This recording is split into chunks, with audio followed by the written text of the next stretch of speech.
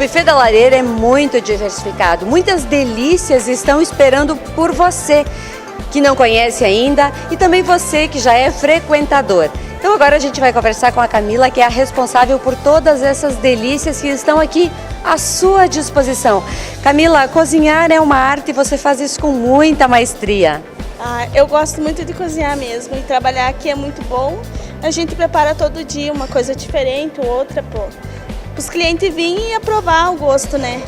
E você foi até São Paulo se especializar para melhorar cada dia mais as refeições aqui na lareira. Sim, passei 2 semanas em São Paulo tentando melhorar o nosso cardápio para agradar os clientes para vir até a lareira e gostar.